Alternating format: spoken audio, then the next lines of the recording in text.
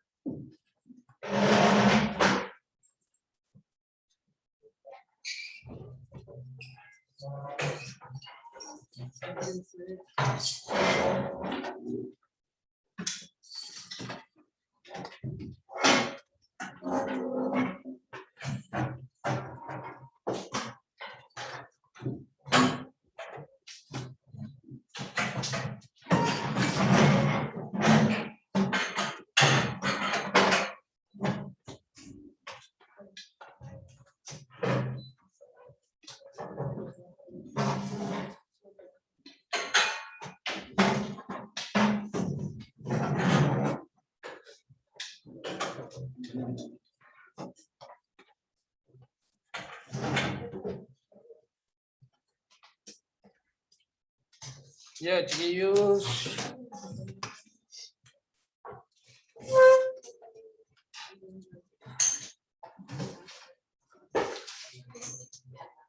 Buenos días.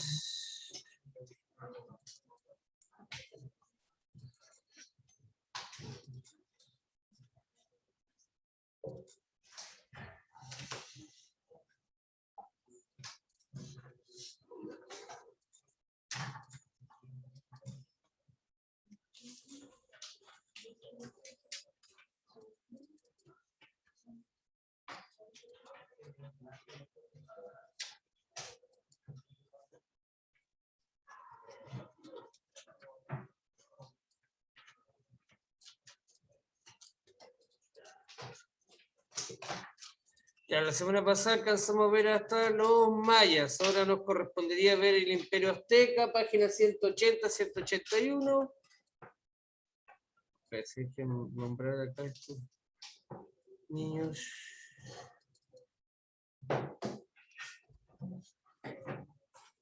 Y ahora sí, los que están en la casa también. Lo que nos correspondería ahora fue ver lo que se organizó políticamente el Imperio Azteca y para trabajar tenemos la página 180, 181. 180, acá está, 180, 181. Aquí está. Tenochtitlán, centro del Imperio Azteca. Las preguntas a trabajar va a ser una sola porque hoy día vamos a ver quiénes me deben nota de los que están presentes y de los que están en la casa. Y todo el que debe nota se interroga al tiro. ¿Escucharon? Todo aquel que debe alguna nota lo voy a interrogar. Hoy día y mañana. Y los que están en la casa también pueden ser interrogados a través de Zoom. Así que vamos a ver un video ahora. Vamos a hacer la actividad que no creo que nos lleve más allá de las 9 y empezamos. ¿Dónde está? Como dije, nos toca el Imperio Azteca. Después lo vamos a notar. Bueno, que el objetivo bueno, es bien simple. El objetivo de la clase es analizar y comprender las principales características, analizar y comprender las principales características, analizar y comprender las principales características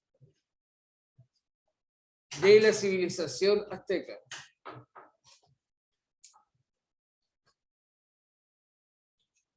De la civilización azteca. ¿Ah? De la civilización azteca.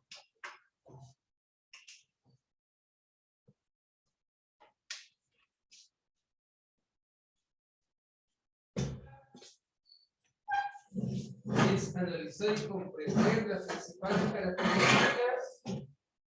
principales características de la civilización azteca.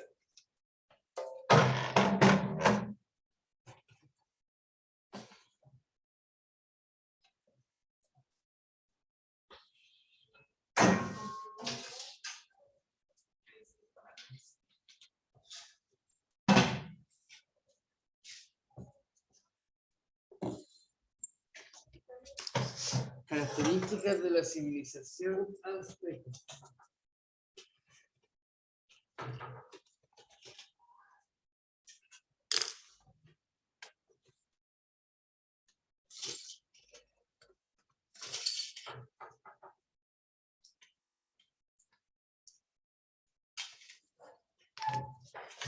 Ya. Cuando estén listos, ustedes me avisan.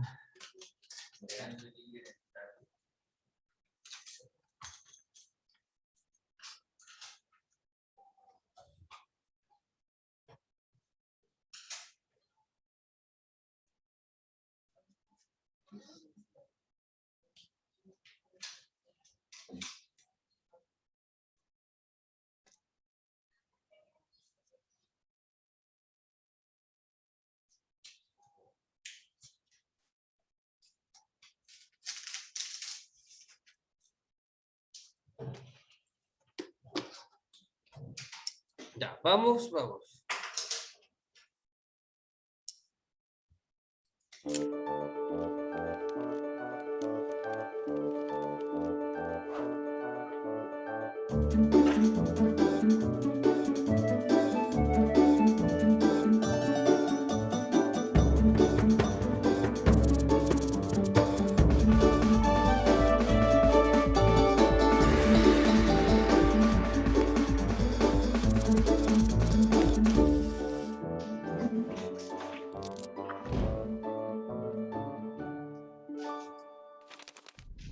Miremos bien nuestro planeta. Ahora acerquémonos al centro de la gran esfera en la que vivimos. Justo allí, donde se unen América del Norte y del Sur, está el lugar donde florecieron algunas de las culturas más misteriosas y feroces que conocemos. Hace cientos de años, un pueblo de guerreros quiso dominar toda esta región. Ellos fueron los aztecas. Los aztecas tuvieron un poderoso ejército que sometió a todos sus pueblos vecinos y en apenas 2 siglos se volvieron los amos y señores de Mesoamérica. Pero esta historia comienza mucho antes. Para demostrar su importancia, cada pueblo fue dejando su huella a través de imponentes templos y maravillosas piezas de arte. Primero fueron los olmecas y los zapotecas. De una rama de esta cultura surgió una majestuosa civilización llamada Teotihuacán. Luego, ocurrió algo que aún es un misterio. Todos esos pueblos comenzaron a desaparecer o a emigrar hacia otras regiones. Aparentemente, fue algo terrible. ¿Acaso una maldición de los dioses? ¿Una gran sequía? Pues probablemente nunca lo sabremos. Con la caída de la gran Teotihuacán, llegó una época turbulenta y caótica. Aparecieron en escena varios pueblos guerreros que se dedicaron a pelearse entre ellos, hasta que en el siglo XII llegaron los aztecas desde el norte de México. Este pueblo consiguió dominar a todos los pueblos vecinos, quienes se vieron obligados a pagarle tributos a sus nuevos amos y señores. Tenochtitlan. Los aztecas estaban sedientos de poder y se dedicaron a colonizar todo el centro de México. Ellos llegaron a organizar una verdadera confederación de pueblos que incluyó 38 estados en su período de mayor esplendor. Esos eran los lugares para administrar, y los aztecas necesitaban de una capital desde donde dominar a sus súbditos. Para eso crearon en 1325 Tenochtitlan, una aldea que con el tiempo se convirtió en una ciudad legendaria, centro de un imperio tan poderoso como temido. Tenochtitlan estaba construida sobre un islote en el centro de un gran lago. Si pudiéramos viajar en el tiempo a esta gran ciudad, veríamos cómo los canales se conectan con los campos, centros urbanos y el resto de los lagos. Esta es una ciudad llena de tránsito y mucho. ¿Cuál es la diferencia que tienen todos estos pueblos precolombinos, principalmente a lo que es el pueblo mapuche? Es que ellos siempre tuvieron una jerarquía, tuvieron una sociedad establecida. Hay una sociedad jerárquica, nosotros vimos la Edad Media, donde está el rey sobre todas las cosas, después viene la nobleza, después vienen los sacerdotes, viene el ejército, y al final viene el pueblo. Acá estos pueblos, los aztecas, los mayas, no se diferencian mucho de lo que es la Edad Media en Europa. También tenían una escala y tenían una clase social y una escala social. No todos eran iguales, a diferencia del pueblo mapuche. No hay una escala social determinada, no hay un solo emperador y no hay una sola persona que mande. Acá sí, por eso fueron derrotados tan fácilmente por los españoles, porque simplemente tuvieron que eliminar al rey y se acabó todo.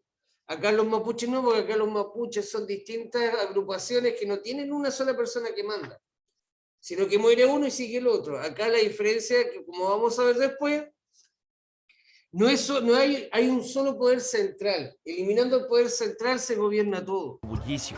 Y es que Tenochtitlan fue tan grande que llegaron a vivir más de 250,000 habitantes. Si miran bien hacia el horizonte, podrán descubrir las montañas que rodean la ciudad y que se elevan al cielo, casi hasta llegar a tocar a los mismísimos dioses. A los aztecas les gustaba tanto este paisaje que levantaron unos 25 templos de forma piramidal que imitaban el viaje que hacen las montañas hacia los cielos. Estos templos buscaban imponer temor y respeto entre los pobladores, ya que en sus cúspides, sobre los altares de piedra, se llevaban a cabo las ceremonias de los sacrificios humanos. La dieta azteca. Y otro punto importante que nosotros vimos acá, que los aztecas donde se concentran, en este sector de aquí que se le llama Mesoamérica, que sería el centro de México, los aztecas en sí era un pueblo, o más bien dicho después fue, podría decirse un imperio, una civilización bastante pequeña, pero sí más adelantada que sus vecinos. Mucho más adelantada que sus vecinos. ¿Y qué es lo que hacían ellos? Como decían acá, ellos hacían demasiados sacrificios. Entonces, lo que significa que todos los vecinos que ellos tenían alrededor, ¿cómo se podría decir? Les tenían mala. Porque ellos simplemente iban a arrastrar gente para sacrificarla. Y cuando llegaron los españoles, le ofrecieron derrotar a todas estas pequeñas civilizaciones que están alrededor de ellos, que los iban a eliminar para que ellos pudieran ser, definitivamente estar felices.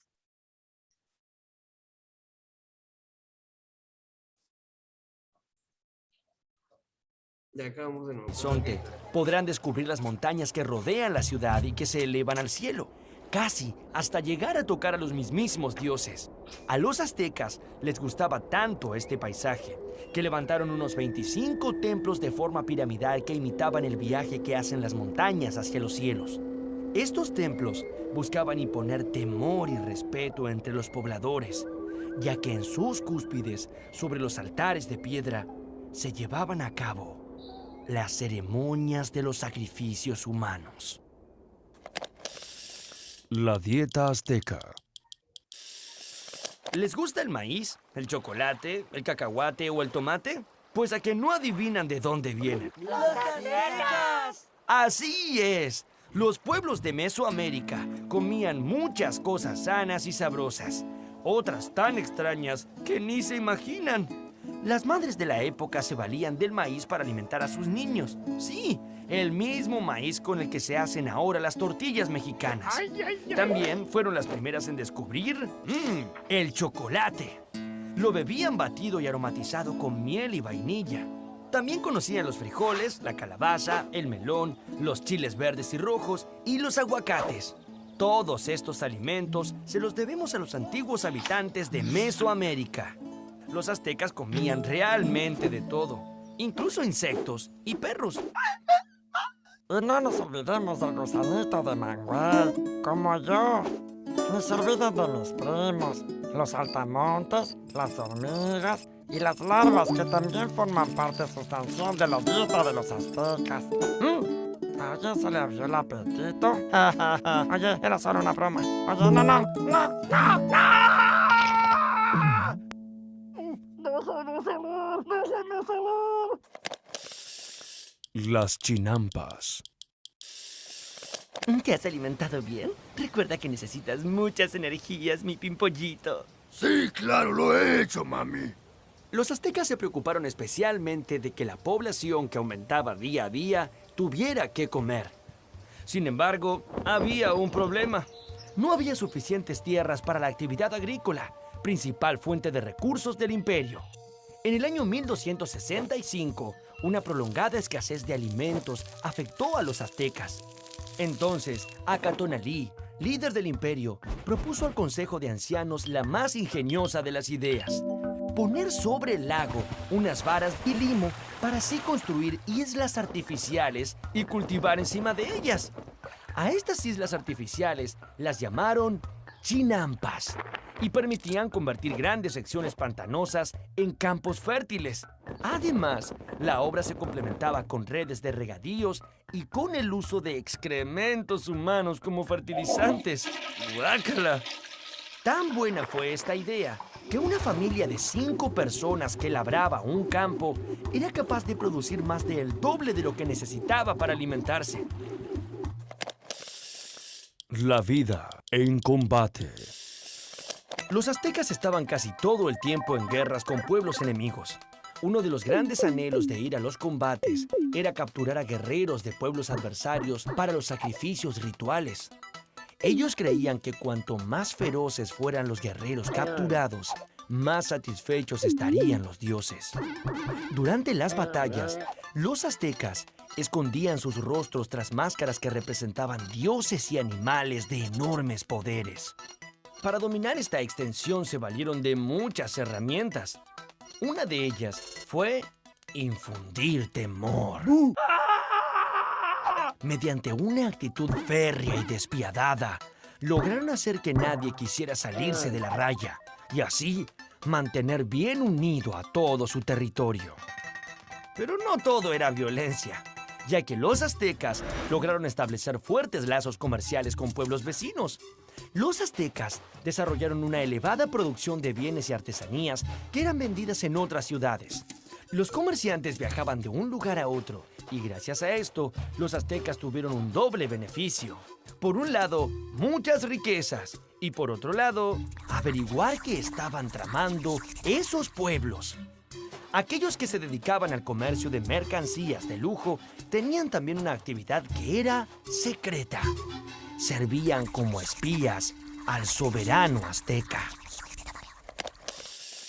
El conocimiento. Muchas civilizaciones se han preocupado por dejar plasmada su visión del mundo y así poder transmitir sus proezas y sus conocimientos de generación en generación. Pues bien, los aztecas dejaron constancia de su historia de conquistas y dominio militar a través de unos símbolos inscritos sobre pieles de venado o telas de algodón. Estos códices repletos de coloridos dibujos son documentos históricos en los que se registraron muchos aspectos de su vida cotidiana. A pesar de los códices, los aztecas no lograron tener un método efectivo de escritura. Como carecían de alfabeto, la representación de un animal u objeto debía realizarse mediante la combinación de dibujos. Para entenderlo mejor, veamos un ejemplo. Escribían el nombre de su capital, Tenochtitlan, dibujando una piedra. Eso era Tena, de la cual brotaba un cactus de nopal. Eso era Nochtri. Como ven, la escritura azteca era muy limitada, así que tuvieron que apoyarse mucho en su tradición oral. Este debe haber sido uno de los motivos por el que exploraron tanto la poesía como método de comunicación. De hecho, había un poema para cada ocasión. Poemas guerreros, poemas sagrados, poemas históricos y poemas enamorados. Esta forma de expresión estaba muy ligada a la música. Poeta y cantor se designaban como la misma persona. Y dice: queridos amigos, yo no les miento, nosotros los aztecas cantamos con sentimiento. Con sentimiento. Los aztecas vivieron muy pendientes del tiempo. Idearon un calendario tan perfecto que les permitía conocer el mejor momento para sembrar o cosechar. Incluso podían predecir grandes eventos climáticos. El calendario solar de los aztecas estaba instalado en un altar redondo en el centro del patio del Templo del Sol. Otra llamativa particularidad de los aztecas era su devoción por el número 20. ¿Qué? Sí, el número 20 era la base de todos sus cálculos, tanto como es el número 10 para nosotros. ¿Habrá sido que en la escuela les enseñaban a contar también con los dedos de los pies? La escuela era muy importante para los aztecas. A partir de los 15 años, eran instruidos en escuelas públicas que el Estado había creado para asegurar la correcta educación de los ciudadanos. Y había 2 tipos de escuelas. Una era el Telpuchcali. Allí recibían instrucción en el empleo de armas, artes y oficios, mientras que en la otra, el Calmecac, los jóvenes eran adiestrados para el cumplimiento de los deberes sacerdotales. Los sacrificios. Los aztecas creían que un día el mundo terminaría violentamente y que todos los hombres morirían de una manera dramática. Para posponer este trágico final, deberían hacer constantes sacrificios a los dioses. Según sus propias creencias, la sangre mantenía vivo al sol. Así que para mantener el orden del mundo y tener buenas cosechas, los sacerdotes debían sacrificar a muchos animales e incluso hombres y mujeres. Luego de esto, ofrecían sus corazones a los dioses, aunque morir en estas ceremonias por lo general era un gran honor. El dios absoluto de los aztecas se llamaba Ometecutli. Bajo su mando había otros dioses que intervenían en los asuntos humanos. Entre ellos, el más popular fue Quetzalcóatl, la serpiente emplumada, a quien se consideraba el gran benefactor de la humanidad. La verdad era que Quetzalcóatl no se llevaba nada bien con Tezcatlipoca, un dios que exigía muchos sacrificios humanos. Hubo un enfrentamiento entre estos dioses. Quetzalcóatl fue expulsado de la ciudad sagrada de Tula. Cuando desapareció en el horizonte en una barca de serpientes, una profecía aseguró que algún día volvería por el mismo lugar que había partido para imponer un nuevo orden y acabar con los sacrificios sangrientos. Los aztecas tenían muy presente aquella profecía y era posible que algún día se cumpliera. Las guerras floríferas. Ese fue uno de los grandes errores que cometieron dentro de las mismas leyendas que cuentan que Quetzalcóatl iba a volver. Se decía que hay mucha gente, muchos estudiosos dicen que cómo coinciden las cosas, que la llegada de este dios, o este personaje, él era, o sea, se esperaba que fuera un hombre, alto, blanco, de barba y de ojos claros. Así era Quetzalcóatl en su representación humana. Muchos lo asimilan a la figura de Cristo y otros coinciden en la mala suerte de los aztecas, que cuando llegaron los españoles o llegado Hernán Cortés, él representaba a su Dios porque era un personaje alto, de barba y de ojos claros, tal cual lo decía la leyenda, y venía nadando por el mar. Ahí muchos dicen que esas son las coincidencias de que por qué los españoles pudieron conquistar tan rápidamente a los aztecas. Ahora esto lo vamos a dejar hasta acá y obviamente vamos a continuar con la actividad que tiene que estar lista. Es una sola pregunta. Dice con respecto al mapa, ¿qué zonas de Mesoamérica estuvieron bajo el poder de los aztecas? ¿Cuáles no fueron conquistadas? Hay que ver, acá está el mapa. Y aquí aparecen las zonas conquistadas y las que no. Tienen que leer acá y se contesta el tema. Es una sola pregunta y tiene que estar lista luego. Igual que los que están en la casa, no se me desconecten porque vamos a empezar a ver el tema de las notas, quién debe algo y quién no debe nada. Así que por mientras realicen la actividad y 180. 180, 181. Ay, ¿dónde está? Aquí está, 181. Aquí está la pregunta. 181. Así que cuando empiezo a nombrarlos, ustedes me van a ir diciendo quiénes son y vamos viendo el tema de las notas al tiro ya. Los que están en la casa también, así que espérense un poco.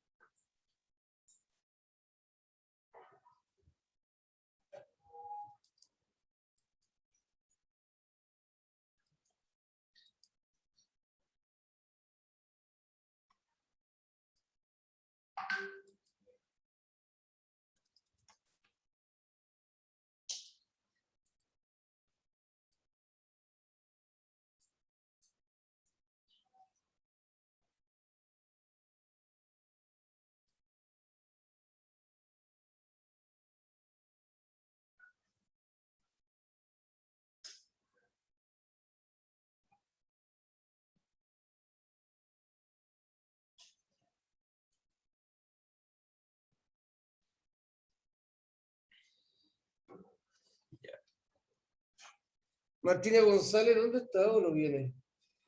¿No existe? ¿Nadie la conoce? Matías González.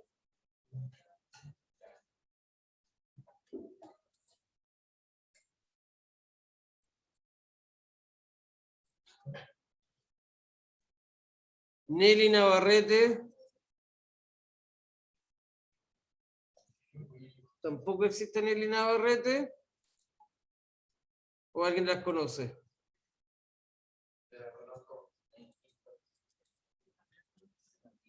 Y no se conecta. Tamara Orozco. Tamara Orozco. ¿Ah? La Milenca. Nadie sabe de ella. Jorge Rebolledo. Me debe todo el primer trimestre. Así que todavía tengo tiempo para interrogarlo ahora. Anaís Varas. Ya nombré a la gente que me dé nota en el primer trimestre para que se vaya preparando.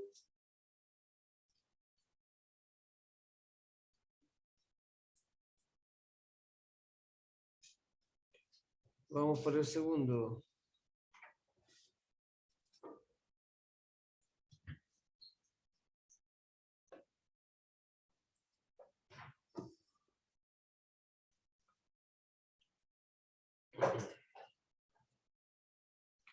Renato Fierro.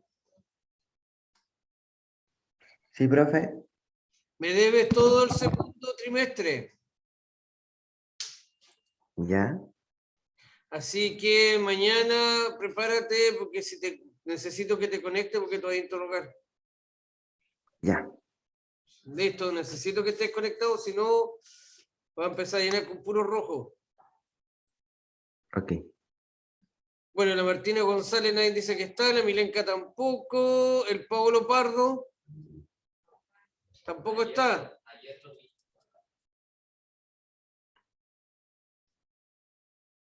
Después viene Paulina Rodríguez.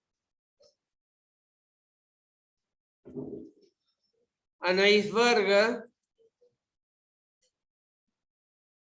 Antonio Costa y Mía Jara. ¿No están? ¿Ah? Ya, también me debí todo el segundo trimestre. Me debes todo el segundo trimestre, así que prepárate para interrogación.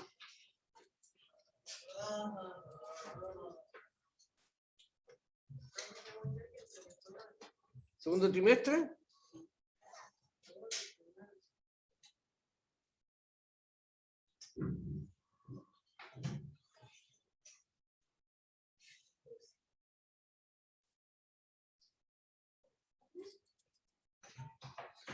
Solamente tengo lo del primer trimestre, no tengo lo del segundo. Vamos viendo por el tercer trimestre. Tercer trimestre.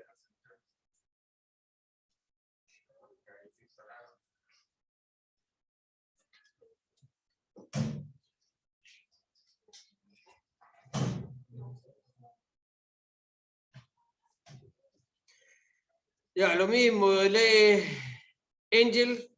Angel Cortés parece que ya se fue, ¿o no? Bueno, de nuevo Renato Fierro, Martina González, Matías González, Nelly Navarrete.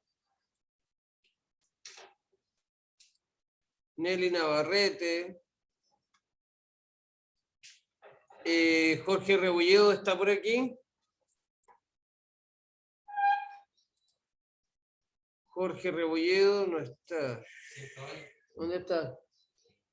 También me debe todo el tercer trimestre completito. Ya por eso lo podemos arreglar ahora. Y lo mismo de siempre, de aquí para abajo el tercer trimestre lo arreglamos ahora. Me interesa el segundo trimestre que me faltan notas.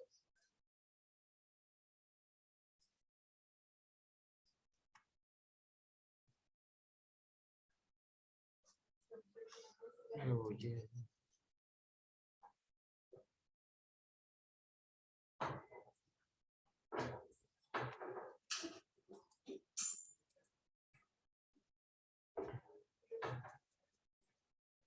Ya vayan terminando la actividad rapidito ahora para que me la entreguen. La mayoría de los que están aquí en la sala se entregan la actividad este trimestre, lo tendrían listo sin ningún problema. Es la primera pregunta. Es la única, sí.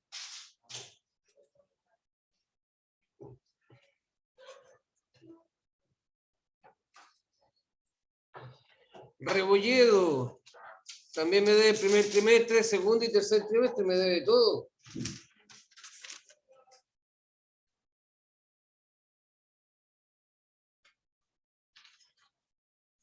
Me debe todo, así que para que se vaya preparando. Si no viene mañana, estamos claros que lo lleno con puros dos.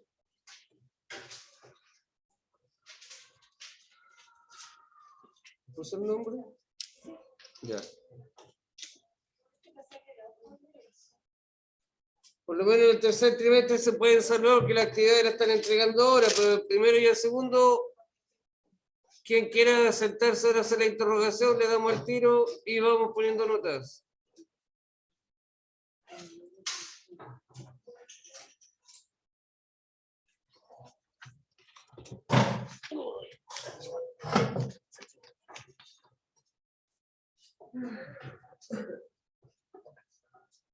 Así que vamos viendo, vamos leyendo.